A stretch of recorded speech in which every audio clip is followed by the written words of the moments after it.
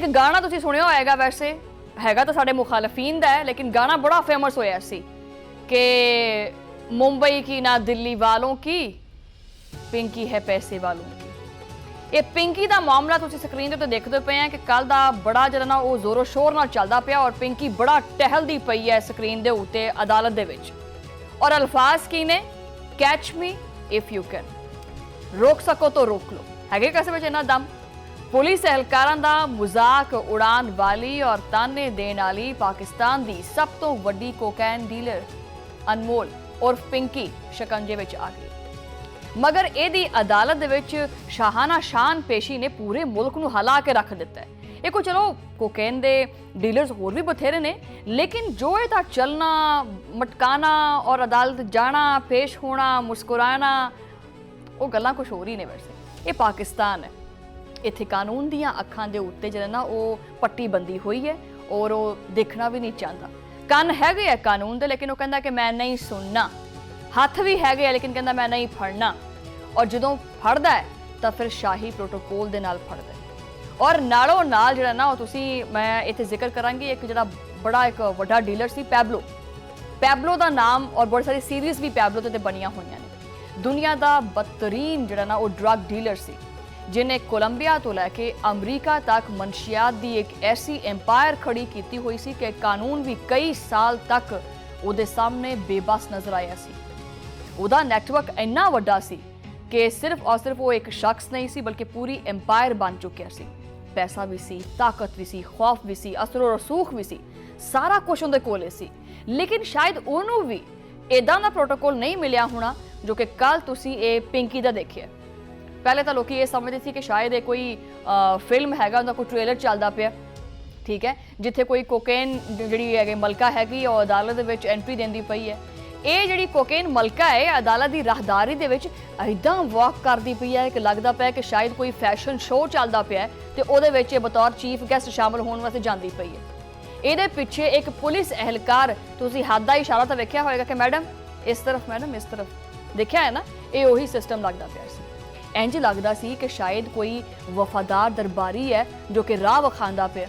ना उन्होंने हथकड़ी लगी है, ना उहदे मत्थे ते कोई वट है, ना उन्होंने कोई खौफ है, बल्कि चेहरे दे उत्ते एक एतमाद है। अखां हसदियां पईयां ने उहदियां। इदां लगदा कि जिवें शायद मैडम नूं कोई ना तमगा मिलन लगा, कोई अवार्ड मिलन लगा, वो वसूल करन जांदी पई है।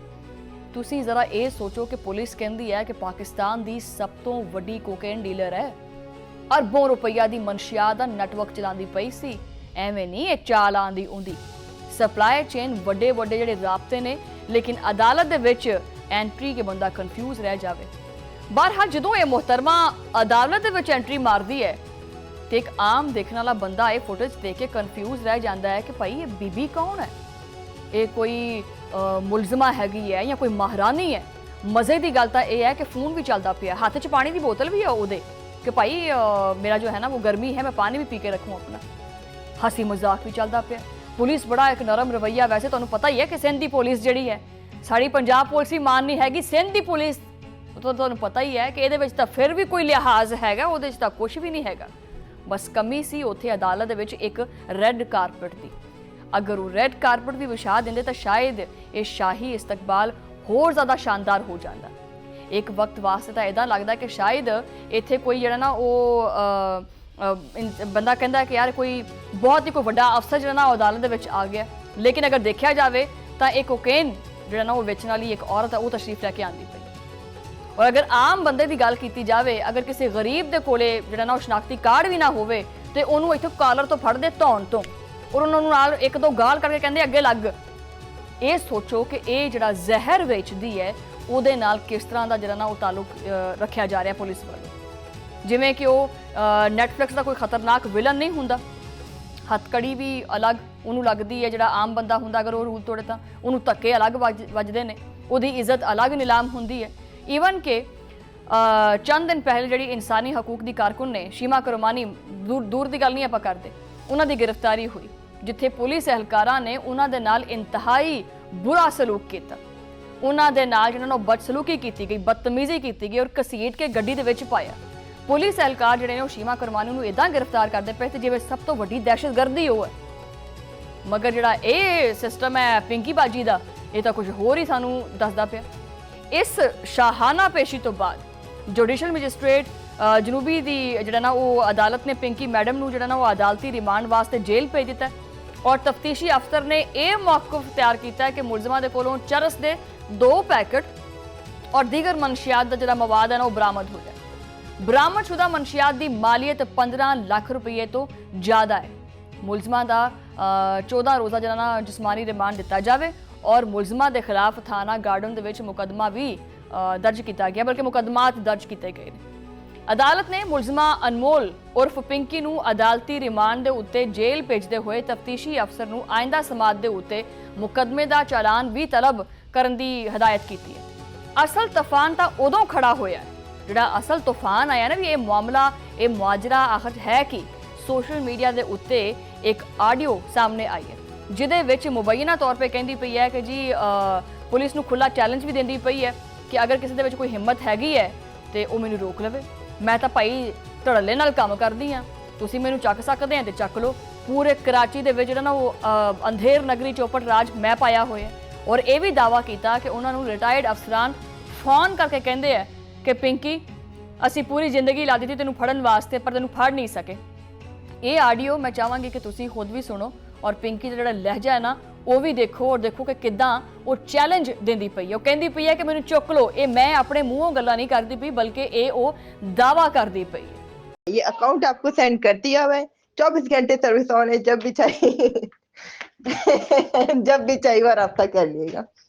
ठीक हो गया बेटा, आप लोगों भी बच्चे हो इस काम में, कितनी शॉप वालों के पास जाओगे, जूतियां घिस जाएंगी तुम लोगों की, जूतियां इतनी शॉप से आप लोग दीवारों में टकरे मारोगे, अपने बाल नोचने लग जाओगे कि यार ये क्या क्या बंदी क्या है। ये बेचरी भी फुल धड़ल्ले से हूँ, ठीक है, रोक सको तो रोक लो, चैलेंज है। असल में ना आप लोगों की अकल ही घुटनों में, पता नहीं कहाँ से आ जाते हैं मुंह उठा के पिंकी, मैं पिंकी को पकड़ूंगा मैं पिंकी को पकड़ूंगा। तौबा कोई हाल नहीं है तुम लोगों का।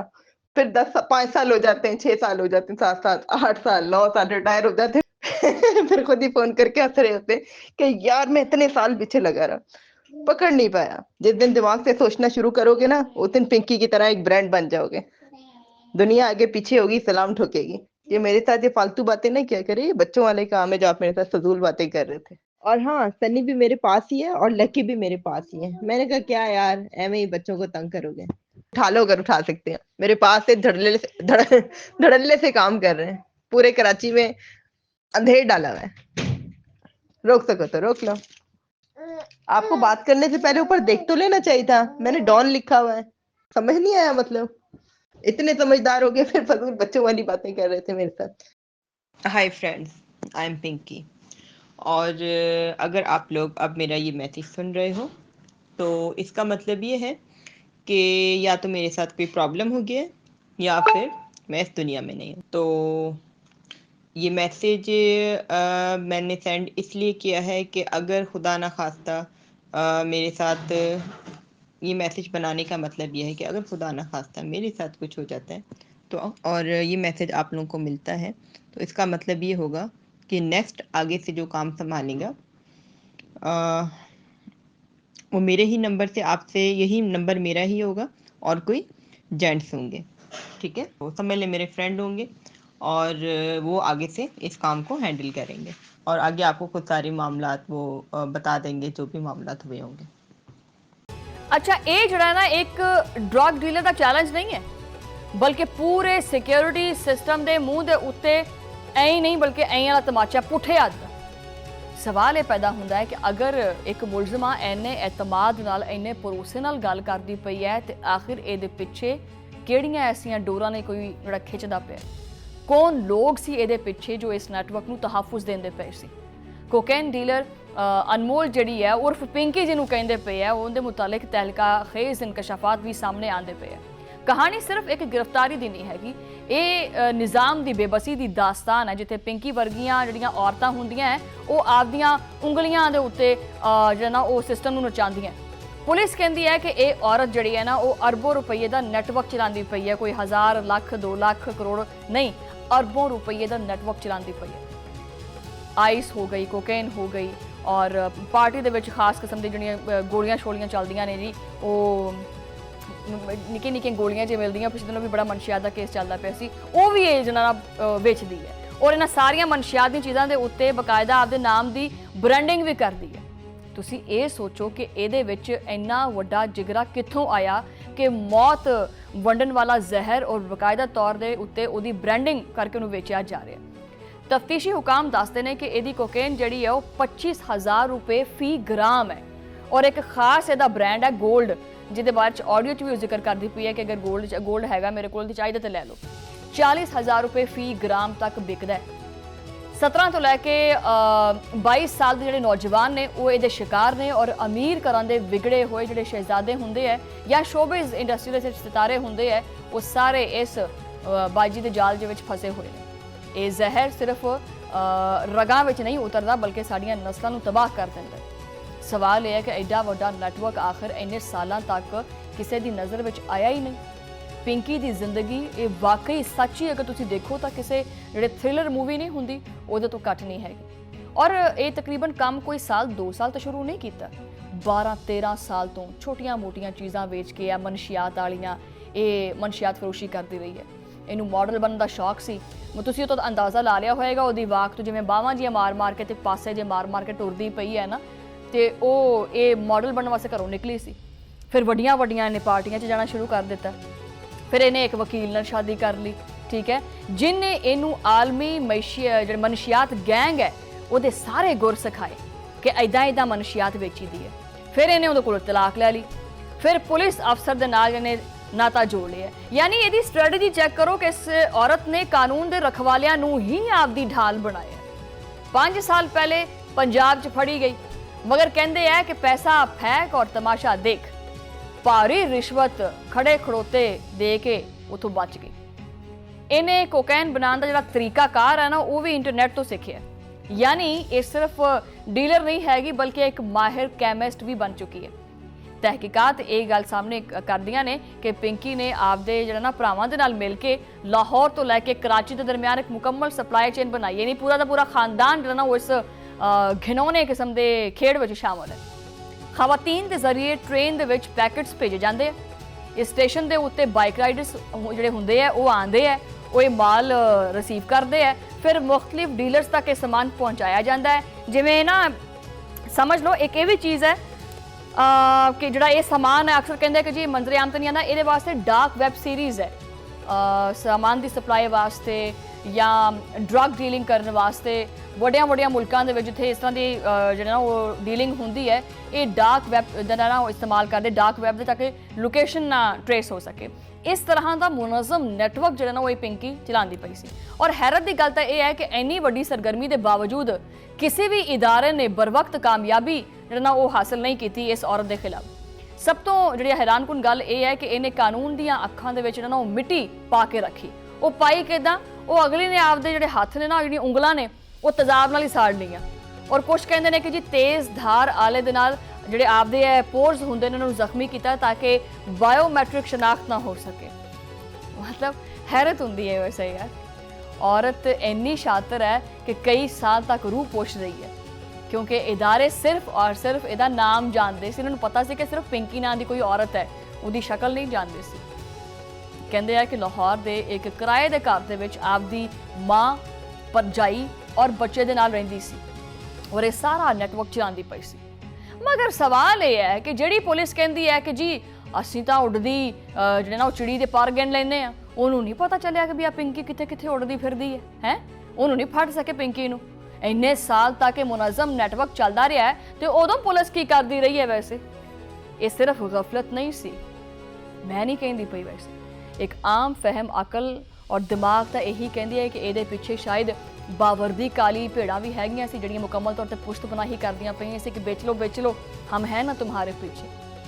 ਜਦੋਂ ਤੱਕ ਵੱਡੇ ਨਾਮ ਸਾਹਮਣੇ नहीं आएंगे ये ਜਿਹੜਾ जाल हैगा ये टूटेगा नहीं। इसको सप्लाई कर रही थी और जो सप्लायर्स हैं चाहे वो पार्लियामेंटेरियन हो, चाहे वो जज हो, चाहे वो कोई भी बंदा हो, ठीक है, पुलिस वाला हो, सिविल सर्वेंट हो, कोई स्टूडेंट हो, जितने भी लोग हों उन सब का रिकॉर्ड निकाल के यहाँ पे कमेटी को पेश किया जाए और उन सब के टेस्ट करा के जो इन्वॉल्व हैं, जो ये ड्रग्स यूज़ कर रहे हैं, ताकि उनको हम रिहेबिलिटेशन सेंटर्स में डाल दें। और मैं सबसे पहले मैं कहूँगा कि मैं अपने आप को वॉलंटियर करता हूँ कि आके सबसे पहले मेरा टेस्ट कर लें और बाकी उसके बाद शुरू करेंगे, लेकिन छोड़ूंगे नहीं किसी को भी, लिस्ट आने दें। ਇਹ ਜਿਹੜਾ ਅਨਮੋਲ ਹੈ ਨਾ, ਇਹ ਅਨਮੋਲ ਜਿਹੜੀ ਹੈਗੀ ਹੈ, ਇਹਦਾ ਸੌਫਟਵੇਅਰ ਅਪਡੇਟ ਤਾਂ ਇਹਦਾ ਹੋਣਾ ਚਾਹੀਦਾ। ਵੈਸੇ ਤਾਂ ਕਿਸੇ ਵੀ ਬੰਦੇ ਦਾ ਫੜ ਕੇ ਸੌਫਟਵੇਅਰ ਅਪਡੇਟ ਕਰ ਦਿੰਦੇ ਆ, ਇਹਦਾ ਕਰੋ ਨਾ ਜ਼ਰਾ ਸੌਫਟਵੇਅਰ ਅਪਡੇਟ, ਪਤਾ ਤਾਂ ਲੱਗੇ ਵੀ ਆਖਰ ਹੈਗਾ ਕੀ ਇਹਦੇ ਸੌਫਟਵੇਅਰ ਦੇ ਵਿੱਚ। ਇੰਨੇ ਅਰਸੇ ਤੱਕ ਮਨਸ਼ਿਆਤ ਦੀ ਸਪਲਾਈ ਦਾ ਨੈਟਵਰਕ ਇਹ ਚਲਾਉਂਦੀ ਕਿੱਦਾਂ ਰਹੀ? ਪੁਲਿਸ ਜਿਹੜੀ ਆਪਣੇ ਆਪ ਨੂੰ ਕਹਿੰਦੀ ਆ, ਖਾਸ ਕਰਕੇ ਕਰਾਚੀ ਦੀ ਪੁਲਿਸ ਤਾਂ ਬੜਾ ਆਪਣੇ ਆਪ ਨੂੰ ਸ਼ਾਇਦ ਸਮਝਦੀ ਹੈ ਨਾ, ਇੰਨੇ ਮੁਨਜ਼ਮ ਅੰਦਾਜ਼ ਦੇ ਨਾਲ ਇਹ ਸਾਰਾ ਸਿਸਟਮ ਚੱਲਦਾ ਕਿਵੇਂ ਰਿਹਾ? ਹਰ ਬੰਦਾ ਇਹਦੇ ਤੋਂ ਲਾਇਲਮ ਸੀ। ਮੁਲਜ਼ਮਾਂ ਦਾ ਮਨਸ਼ਿਆਤ ਵਾਲਾ ਕਾਰੋਬਾਰ ਖੁੱਲ੍ਹੇਆਮ ਕਿੱਦਾਂ ਚੱਲਦਾ ਪਿਆ ਸੀ? ਪੁਲਿਸ ਜਿਹੜਾ ਨਾ ਉਹ ਸੁੱਤੀ ਪਈ ਸੀ, ਉਹਦਾ ਕੋਈ ਜਵਾਬ ਨਹੀਂ ਹੈਗਾ ਕਿ ਅਨਮੋਲ ਜਿਹੜੀ ਹੈ ਉਰਫ ਪਿੰਕੀ ਦੀ ਪੁਸ਼ਤਪਨਾਹੀ ਕੌਣ ਕਰਦਾ ਪਿਆ ਸੀ। ਪਿੰਕੀ ਦੀ ਗ੍ਰਿਫਤਾਰੀ ਤੋਂ ਬਾਅਦ ਸਵਾਲਾਤ ਦੀ ਭਰਮਾਰ ਉੱਠੀ ਪਈ ਹੈ। ਪਿੰਕੀ ਦੀ ਪੁਸ਼ਤਪਨਾਹੀ ਕੌਣ ਕਰਦਾ ਪਿਆ ਸੀ? 13 ਸਾਲ ਤੱਕ ਉਹ ਕਿਹਦੀ ਛਤਰੀ ਦੇ ਥੱਲੇ ਬੈਠੀ ਸੀ? ਔਰ ਰਿਸ਼ਵਤ ਕਿਹਨੂੰ ਜਾਂਦੀ ਸੀ? ਔਰ ਉਹ ਫੋਨ ਕਰਨ ਵਾਲੇ ਰਿਟਾਇਰਡ ਅਫਸਰਾਨ ਕੌਣ ਸੀ ਜਿਹੜੇ, ਅੱਛਾ ਮੈਨੂੰ ਤਾਂ ਇਹ ਵੀ ਸਮਝ ਨਹੀਂ ਆਉਂਦੀ ਕਿ ਉਹ ਰਿਟਾਇਰਡ ਅਫਸਰਾਨ, ਪੁਆਇੰਟ ਟੂ ਬੀ ਨੋਟਡ ਹੈ ਇਹ, ਕਿ ਉਹ ਰਿਟਾਇਰਡ ਅਫਸਰਾਨ ਪਿੰਕੀ ਨੂੰ ਫੋਨ ਕਿਉਂ ਕਰਦੇ ਸੀ? किसी मुलजिमा ਨੂੰ फोन क्यों करते सी कि हम इतना अरसा तुम्हारे पीछे जो है ना वो लगे रहे हैं पर हम तुम्हें पकड़ नहीं पाए? क्यों करते सी फोन? कि सिर्फ एक औरत इन्ना वड्डा नेटवर्क चला सकती है या ਇਹਦੇ ਪਿੱਛੇ बहुत सारे ताकतवर लोग मौजूद ने? आवाम हुण यही पुछते पे है कि आखिर ਉਹ लोग कौन ने ਜਿਹੜੇ कई सालों तक इस कारोबार ਨੂੰ एक ढाल बना के पेश करते पे सी, ਉਹਨੂੰ तहफ़ुज़ देंदे पे सी। एक ड्रग डीलर ਨੂੰ ਇਹ एतमाद किवें और किदां आया? आखिर इस गल का यकीन किवें सी कि संभल जाएगी, कभी फड़ी नहीं जाएगी? अगर पिंकी इन्ने सालों तक सरगर्म रही तो फिर जिम्मेदार कौन है? अगर पुलिस और इदारे वाकई मुतहरिक होए तो फिर ये नेटवर्क इन्ने आराम नाल किदां चलदा पिया सी? क्योंकि जी पुलिस वाले काम करते पे सी तो फिर ये नेटवर्क किदां चलदा पिया सी? कोई पूछन दसण वाला नहीं हैगा। और किसी ने जना वो सुनिया क्यों नहीं कि भी आ मामला फलां जगह ते चलदा पिया? सब खामोश तमाशा ही। कि सिर्फ और सिर्फ बाजी पिंकी ਨੂੰ ਫੜ ਲੈਣਾ ਹੀ ਕਾਫੀ ਹੈ ਜਾਂ ਫਿਰ ਉਹਨਾਂ ਲੋਕਾਂ ਨੂੰ ਵੀ ਸਾਹਮਣੇ ਲੈ ਕੇ ਆਣਾ ਹੋਏਗਾ ਜਿਨ੍ਹਾਂ ਦੀਆਂ ਅੱਖਾਂ ਹਜੇ ਤੱਕ ਬੰਦ ਰੱਖੀਆਂ ਹੋਈਆਂ ਨੇ? ਇਹ ਮਾਮਲਾ ਕੀ ਹੈ? ਇਹ ਤਾਂ ਆਈ ਹੈ ਸਿਰਫ ਖਬਰ ਬਾਹਰ, ਇਹ ਸਿਰਫ ਔਰ ਸਿਰਫ ਖਬਰ ਬਾਹਰ ਆਈ ਹੈ ਕਿ ਬਾਜੀ ਪਿੰਕੀ ਕੌਣ ਹੈ। ਸਭ ਤੋਂ ਪਹਿਲੇ ਤਾਂ ਇਹਦਾ ਇਹ ਨੋਟਿਸ ਕਰਨਾ ਪਏਗਾ ਕਿ ਇਹਦੇ ਪਿੱਛੇ ਹੱਥ ਕਿਹੜੇ-ਕਿਹੜੇ ਸੀ ਇਸ ਸਾਰੇ ਕਾਰੋਬਾਰ ਦੇ ਪਿੱਛੇ। ਉਹ ਤਾਂ ਹੁਣ ਆਉਣ ਵਾਲਾ ਵਕਤ ਹੀ ਦੱਸ ਸਕਦਾ ਹੈ।